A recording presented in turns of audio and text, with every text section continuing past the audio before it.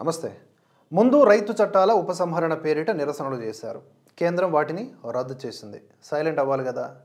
ఇప్పుడు మళ్ళీ దాడి చేయాలి. అదే రైతు కార్డు వాడుకొని ఎలా అని ఆలోచిస్తూ ఉండగా ఒక్కో సోకాల్డ్ రైతు సంఘం ఒక్కో యూనిక్ డిమాండ్స్తో పాటుగా సాధారణ రైతు సమస్యలు ప్రతిబింబించేలా కొన్ని డిమాండ్స్ వెరసి ఆరంభంలో 5-6 నుంచి ఇప్పుడు ఏకంగా 20 డిమాండ్ల పరిష్కారం కోరుతూ ఢిల్లీ చలో, రైలు రోకో, భారత్ బంధు, రాస్తా రోకో అంటూ ఆందోళనకారులు నిరసన చేస్తున్నారు. కనీస మద్దతు ధర అంటున్నారు. మన దేశంలో పండే అన్ని పంటలకు కనీస మద్దతు ధర కోరడం ఎంత సులువో వాటిని సూత్రీకరించడం అంత కష్టం.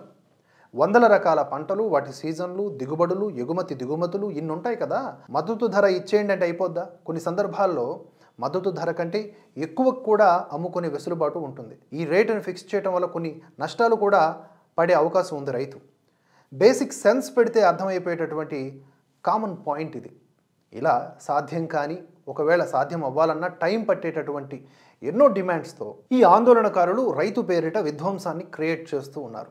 ఆరంభంలో 2 రోజుల పాటు అట్టుడికినటువంటి పంజాబ్, హర్యానా సరిహద్దులు నిన్నటి గురువారం కాస్త శాంతించాయి. అయితే రైతు సంఘాలు గురువారం రైలు రోకో చేపట్టడంతో చాలా వరకు తీవ్ర అంతరాయం ఏర్పడింది ఈ రైళ్ల రాకపోకలకి. అలాగే ఇవాళ శుక్రవారం గ్రామీణ భారత్ బంద్కు కూడా రైతు సంఘాలు పిలుపునిచ్చాయి. మరోవైపు 3వ దఫా రైతు సంఘాల నేతలు కేంద్రం మధ్య గురువారం సాయంత్రం జరిగినటువంటి చర్చలు విఫలమయ్యాయి.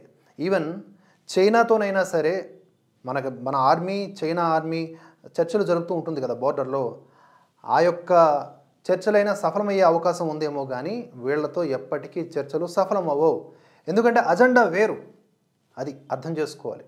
అలాగే చండీగఢ్లో జరిగినటువంటి ఈ చర్చల్లో కేంద్ర మంత్రులు అర్జున్ ముండా, పీయూష్ గోయల్, నిత్యానంద్ రాయ్, పంజాబ్ ముఖ్యమంత్రి భగవంత్ మాన్, ఆర్థిక మంత్రి హరిపాల్ చీమా, రైతు సంఘాల నేతలు జగ్జీత్ సింగ్ దల్లేవాల్, శర్వాన్ సింగ్ పంథేర్ పాల్గొన్నారు. కానీ చర్చల్లో ఎటువంటి అంగీకారం కుదరలేదు.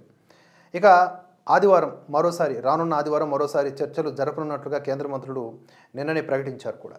అయితే ఇరు వర్గాల మధ్య చర్చలు సానుకూలంగా జరిగాయని కేంద్ర మంత్రి అర్జున్ ముండా చెప్పుకొచ్చారు. రైతు సంఘం లేవనెత్తినటువంటి అంశాలపై దృష్టి సారించి తదుపరి సమావేశం ఆదివారానికి పోస్ట్పోన్ చేశామని కూడా ఆయన చెప్పారు.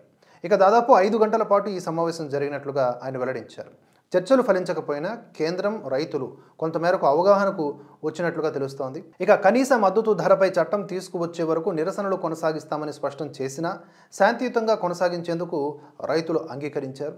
విశ్వసనీయ వర్గాల కథనం మేరకు కనీస మద్దతు ధరకు చట్టబద్ధత కల్పించే విషయంలోనే చర్చలలో ప్రతిష్టంభన నెలకొన్నట్లుగా తెలుస్తోంది. ఈ విషయమై రైతు నాయకులు మొండిగా వ్యవహరిస్తూ ఉండగా వెంటనే ఈ మేరకు చట్టం తీసుకురావడం కుదరదని, తొలుత అంశాలను నిపుణుల కమిటీ అన్ని అంశాలను అధ్యయనం చేయాల్సి ఉంటుందని కేంద్ర మంత్రులు స్పష్టం చేస్తూ వస్తున్నారు. పైగా ప్రస్తుతం పార్లమెంటు చివరి సమావేశాలు కూడా గత వారం ముగిసిపోవడంతో ఎన్నికలయ్యి కొత్త పార్లమెంటు ఏర్పడితే కానీ కొత్తగా చట్టం తీసుకురావడం కుదరదని కూడా ఈ సందర్భంగా గుర్తు చేస్తున్నారు. సో మొత్తంగా చర్చలు ఫలించకపోవడంతో ఆందోళనలు కొనసాగుతాయని రైతు సంఘాల నేతలు ప్రకటించారు. శంభు, ఖనౌరి ఈ ప్రాంతాల్లో వేలాది మంది నిరసనకారులు, పోలీసులు మోహరించి ఉన్నారు. తాము బారికేడ్లను తొలగించేందుకు ఎలాంటి ప్రయత్నము చేయడం లేదని రైతు నేతలు చెబుతూ ఉన్నా కూడా వాస్తవం భిన్నంగా ఉంది. సంవత్సరానికి సరిపడా సరుకులతో మేము వచ్చాం నిరసనలు చేయడానికి అని ఇటీవల ఒక రైతు సంఘం నేత చెప్పిన మాట. కాబట్టి ఇది చాలా సున్నితమైన సమస్య. ఎన్నికలు వస్తున్నాయి. ఈ టఫ్ టైంలో ప్రజలు ఒక డిసిషన్ తీసుకోవాలి. ప్రభుత్వాన్ని ఎన్నుకునే ప్రాసెస్లో వీన్నింటి నడుమ దీన్ని ఎలా హ్యాండిల్ చేస్తారనేది భారత ప్రభుత్వం కాలమే డిసైడ్ చేయాలి. మరిన్ని అప్డేట్స్ కోసం చూస్తూనే ఉండండి భరతవర్ష. జై హింద్, జై భారత్.